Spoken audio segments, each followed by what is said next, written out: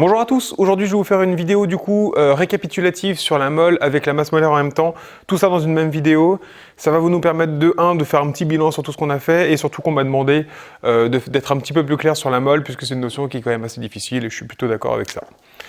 Alors pour ça je vais prendre un petit exemple qui est assez facile à comprendre et vous allez voir qu'en fait cet exemple je vais le transposer après derrière sur les atomes et les molécules et ça va nous permettre de faire du coup un cours assez concis sur la notion de mol. Alors, le principe, il est le suivant. Imaginez que je prenne un paquet de bonbons classique, imaginons un paquet de dragibus ou n'importe quoi, quelque chose qui est un peu pénible à compter, et du coup quelque chose où j'ai énormément de bonbons à l'intérieur. Pas forcément avec une grande masse, mais en tout cas où j'ai beaucoup de bonbons à l'intérieur.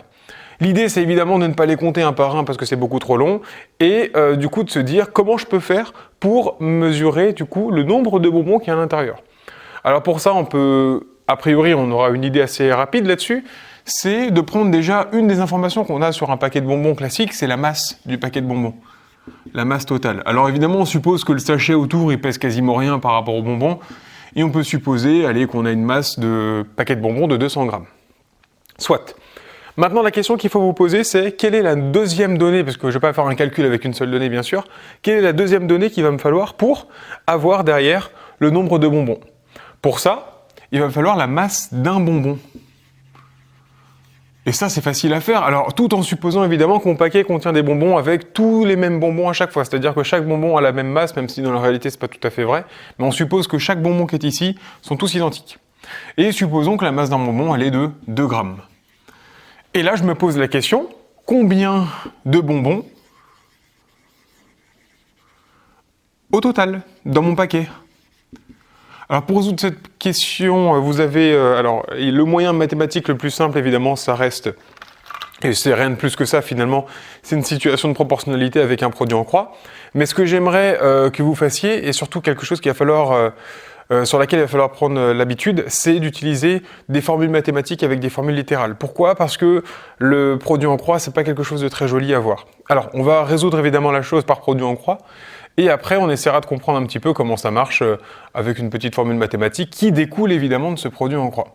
Alors, normalement, si vous avez un petit peu l'intuition, vous vous doutez que si je veux trouver la masse totale, le nombre de bonbons, vous allez faire la masse totale sur la masse d'un bonbon. 200 divisé par 2. Comment ça marche ? Comment je fais pour savoir ça et comment je fais pour avoir l'intuition ? Eh bien, au début, il n'y a pas besoin d'intuition finalement. On a juste besoin de se dire...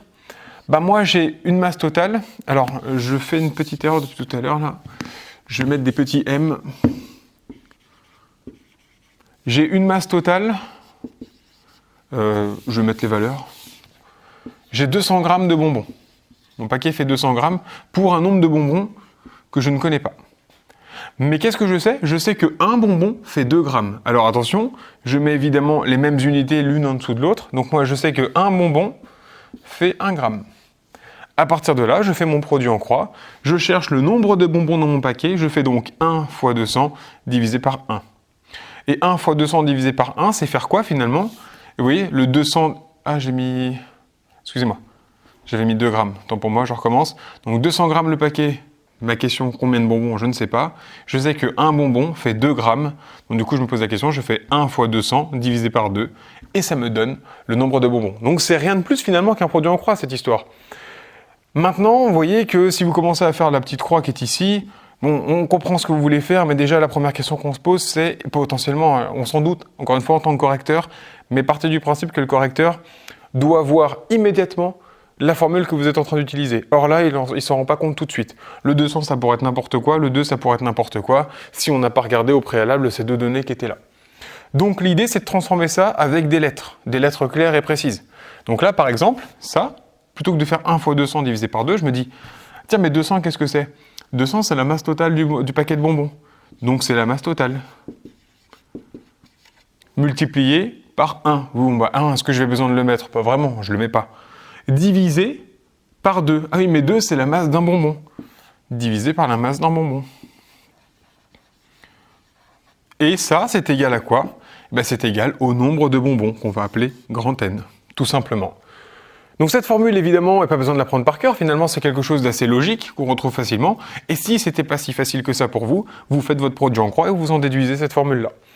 Alors évidemment, on va transposer ça sur les atomes un petit peu après. Mais dans un premier temps, je vais faire une deuxième analogie et je vais juste me garder ça en tête. Donc la masse totale, ce serait donc du coup la masse d'un paquet, et ici la masse d'un bonbon, donc éventuellement la masse d'un atome. Juste pour commencer à parler de ça maintenant. Donc, si maintenant, je me pose une autre question et je me dis, j'aimerais faire des paquets de bonbons, j'ai 1200 bonbons à ma disposition. Donc j'ai 1200 bonbons, je sais qu'on va faire des petits paquets de dragibus, les petits, je suppose qu'il y a 50 bonbons par paquet. Question, combien de paquets de bonbons je peux faire avec ces 1200 bonbons? Alors bon, finalement ça c'est aussi tout bête puisque ça reste un produit en croix et en fait sachez une chose, ce chapitre de la mole qui peut vous paraître un petit peu compliqué, c'est rien de plus que 2 produits en croix à savoir faire, donc finalement ça va. Et ces 2 produits en croix, évidemment, si vous allez un petit peu plus loin, mènent à 2 formules à apprendre par cœur, donc ça va, c'est pas trop méchant. Enfin 3 formules au total. Ici, je note, donc j'ai 1200 bonbons, ok, je prends. Et j'aimerais me poser la question de combien de paquets de bonbons ça me donne. Moi, je sais que quand je prends 50 bonbons, de nouveau, faites très attention, on met les mêmes unités, même si l'unité bonbon, ça n'a pas vraiment de sens, mais on met les mêmes choses l'un en dessous de l'autre, super important. Et ici, 50 bonbons me donnent un paquet.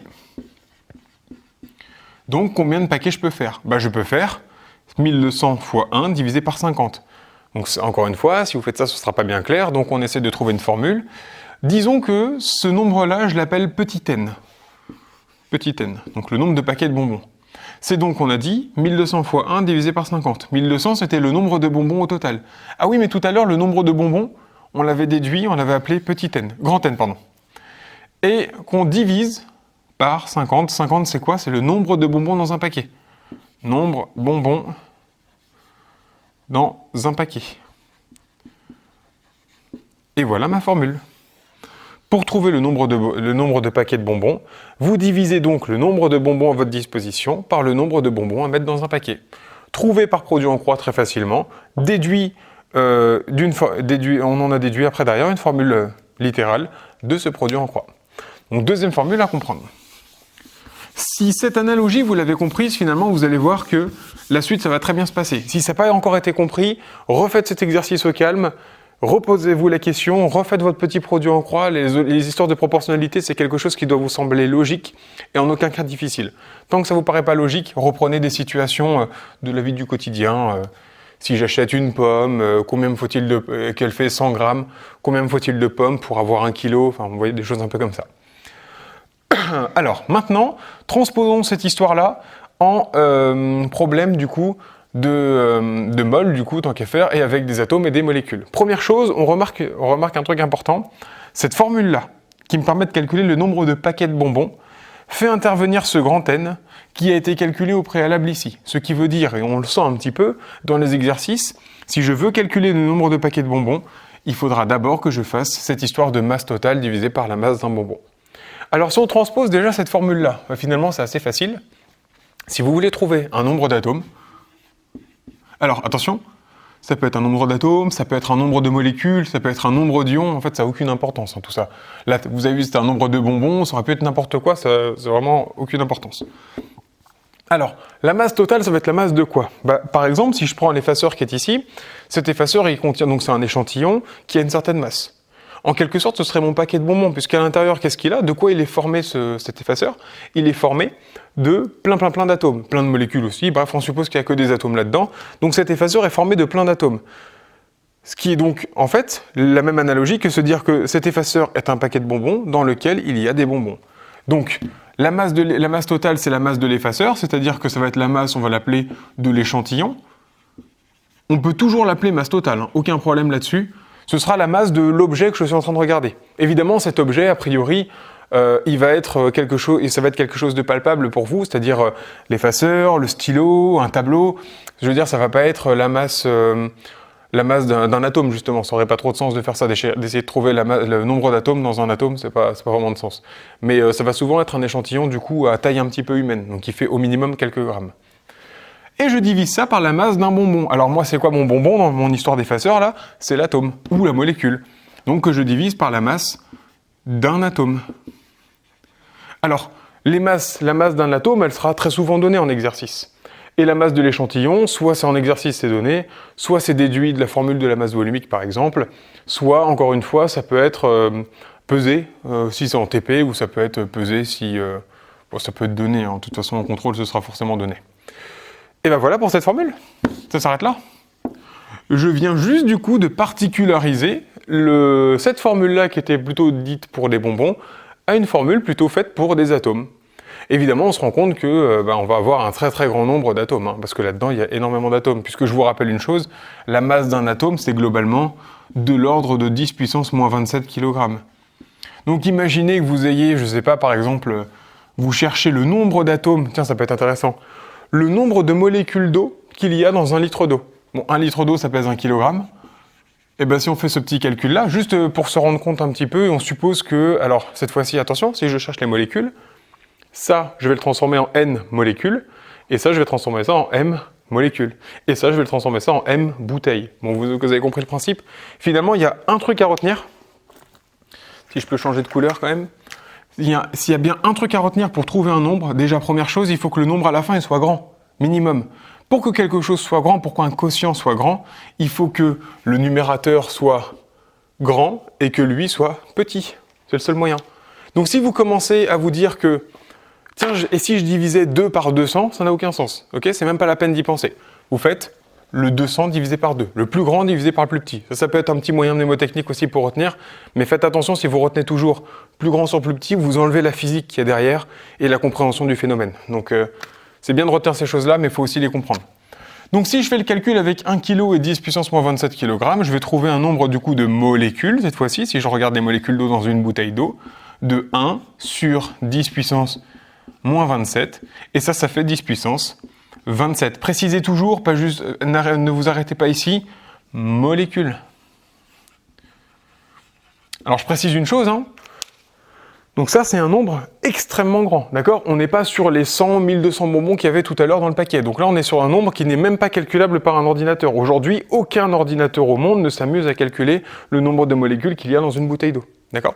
D'ailleurs, dites-vous juste une petite chose, avec un ordinateur de maison, je fais le calcul rapidement, mais un ordinateur de maison, ça fait à peu près 3 milliards d'opérations à la seconde.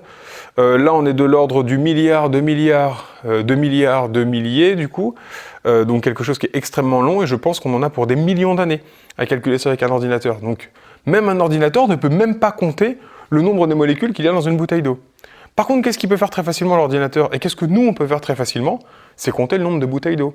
Et finalement, on se rend compte d'une chose, on se rend compte que compter les molécules, ça n'a pas vraiment d'intérêt, mais ce qui nous intéresserait plutôt, c'est de nous dire, ok, là-dedans, je sais qu'il y a 10 puissance 27 molécules.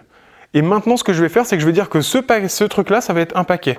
Et maintenant, je vais compter les paquets.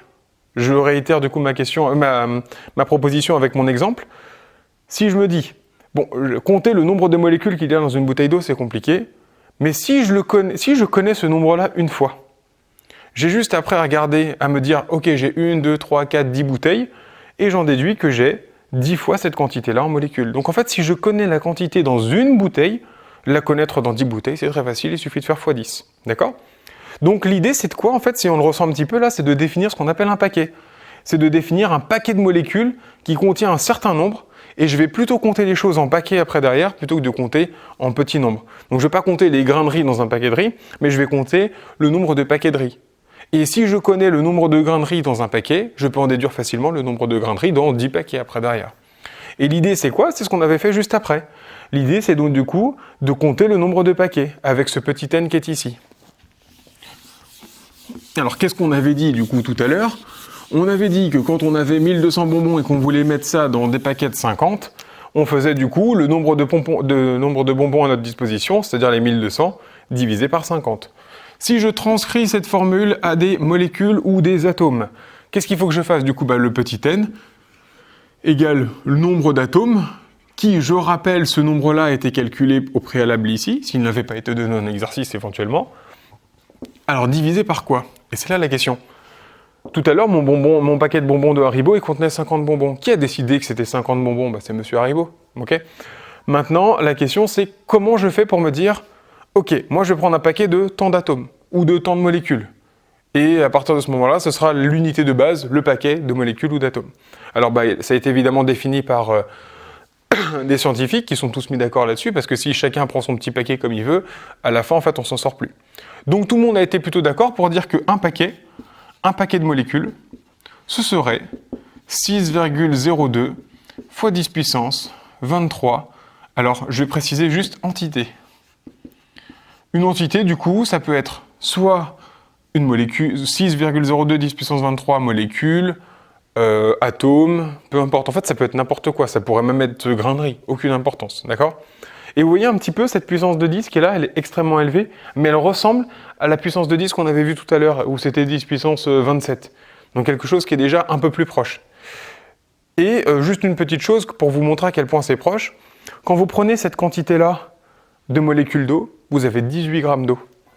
Donc, et c'est là où on se rend compte que finalement la mole, c'est une quantité qui est palpable pour l'homme.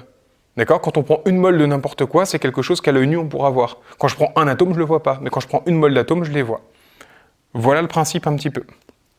Et ce paquet, on l'appelle le nombre d'Avogadro, qu'on note aussi Na directement. Ok ? Donc dans une mole, il y a 6... Ah oui, excusez-moi. Donc on a défini le paquet comme 6,02 fois 10 puissance 23 entités.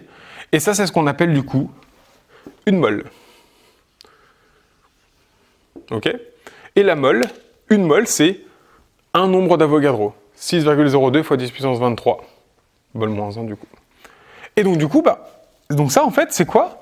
Ça c'est le nombre d'atomes dans mon paquet. Ah tiens, c'est comme le nombre de bonbons dans mon paquet. Donc je divise par Na. Voilà la deuxième formule. Une fois que ça c'est clair, vous vous rendez compte que finalement ce chapitre, pour l'instant, il se résume à ces deux formules qui sont là. Celle-là est déduite de celle-ci, grâce au fait que j'ai calculé le n ici comme cela. Alors évidemment, après on peut jouer avec les formules. Hein. C'est-à-dire que je peux vous poser la question, ce sera éventuellement le propos d'un exercice, oui, ce sera clairement le propos d'une autre vidéo du coup. Je vous donne par exemple le nombre de moles, donc ça c'est en moles, hein, je précise, c'est ce qu'on appelle une quantité de matière, tiens, c'est l'occasion de noter une fois. C'est ce qu'on appelle une quantité de matière. On dit plus du coup un nombre de paquets, c'est pas très joli. On appelle ça du coup une quantité de matière. D'accord ? Mais c'est la même chose que se dire, quand j'ai 3 moles, c'est la même chose que de se dire, j'ai 3 paquets de molécules. D'accord ? J'ai 3 paquets de bonbons, c'est la même chose. Ok ? Sauf que ce sont des paquets qui contiennent chacun 6,02 fois 10 puissance 23 molécules, atomes, peu importe. Voilà pour ça. Alors, ce genre de formule, on va pas se mentir, celle-là, finalement, on l'utilise très rarement. Mais en seconde, avec le nouveau programme, ces deux formules-là, on les utilise quand même majoritairement. Mais jusqu'ici, on utilisait une autre formule qui est extrêmement intéressante, c'est celle-ci. Je vais vous la donner directement, je la trouve de la même façon, c'est-à-dire produit en croix comme d'habitude. C'est la masse sur ce qu'on appelle la masse molaire. Alors on fait très attention, vous voyez, petit m pour la masse et grand m pour ce qu'on appelle la masse molaire. Alors qu'est-ce que la masse molaire ? Donc vous voyez, ces deux formules-là déjà vous donnent une quantité de matière. Donc ces deux-là sont équivalentes pour le résultat. Mais une a besoin du nombre d'atomes, chose encore une fois qui est pas facile à calculer en fait comme nombre d'atomes. Même si on a une masse sur une masse. En fait, ce qui est difficile, c'est ça. Connaître la masse d'un atome, c'est pas quelque chose qu'on a forcément à chaque fois. Alors que les masses molaires, ça on les a plutôt facilement. Ces masses molaires, elles sont données où ? Elles sont données dans le tableau périodique. Si je prends par exemple, je dessine ici, imaginons votre tableau périodique. Imaginons une des cases du tableau périodique. Vous avez ici, rappel, le numéro atomique, c'est-à-dire le nombre de protons, et vous avez ici ce qu'on appelle le nombre de masses. C'est pas pour rien qu'on appelle ça le nombre de masses, parce que cette valeur-là, c'est aussi la masse molaire. C'est-à-dire que la masse molaire du carbone, alors vous entendez ? Masse molaire, donc masse, on pense du coup à une unité de masse, et molaire, on pense du coup à mol. Et l'unité de la masse molaire, c'est 12 grammes par mol. Comme quand vous entendez masse volumique, masse puis volume. Ok ? Exactement la même chose. Ça veut dire quoi en fait ? Ça veut dire que quand vous lisez ce nombre-là, vous avez directement la masse d'une mole de carbone. C'est donc du coup, vous savez que si vous prenez 6,02 fois 10 puissance 23 atomes de carbone, si vous prenez cette quantité-là d'atomes de carbone, vous aurez 12 grammes. Et donc à chaque fois, finalement, cette donnée-là, elle est donnée dans le tableau périodique. Donc en fait, dès que vous l'avez, ce tableau périodique-là, qu'est-ce qu'il vous suffit de faire ? On se dit qu'il me faut une masse Si je vous dis, allez, je prends voilà, mon effaceur qui est ici, on suppose que mon effaceur il contient, c'est du plastique, donc une majorité de carbone. Je suppose, voilà, je le pèse, il fait, allez, 12 grammes. Je me dis donc que j'ai N égale, 12 grammes, c'est pas drôle, du coup, on va faire plutôt un truc du style, je sais pas, 22. Supposons que mon effaceur fasse 22 grammes. Je divise par la masse molaire du carbone, c'est-à-dire 12 grammes par mol. Ça me fait 22 douzièmes, ça fait 11 sixièmes. Ça fait quasiment 2 mols. Hein. Allez, on arrondit un petit peu. Voilà, ça fait 2 mols. Et bien, je trouve la quantité de matière, tout simplement, grâce au fait que maintenant la masse molaire, j'ai juste à la lire, et là, j'ai plus qu'à peser ça, et c'est fini. J'ai donc du coup, et si maintenant je veux revenir à la quantité d'atomes initiale, qu'est-ce qu'il suffit que je fasse? Je remplace mon 2 mol là-dedans, je sais que Na c'est 6,02 fois 10 puissance 23, je les multiplie ensemble, et j'en déduis mon nombre d'atomes. C'est un produit en croix, de nouveau, rien de plus. Si 1 mol c'est 6,02 10 puissance 23 atomes, 2 mol c'est 2 fois ça, tout simplement. Voilà du coup pour cette partie-là. On va s'arrêter là pour la vidéo qui commence à devenir un petit peu longue, et éventuellement on fera un exercice plutôt global là-dessus. Je vais même en faire plusieurs, comme ça ce sera peut-être de plus en plus clair. Merci pour votre attention.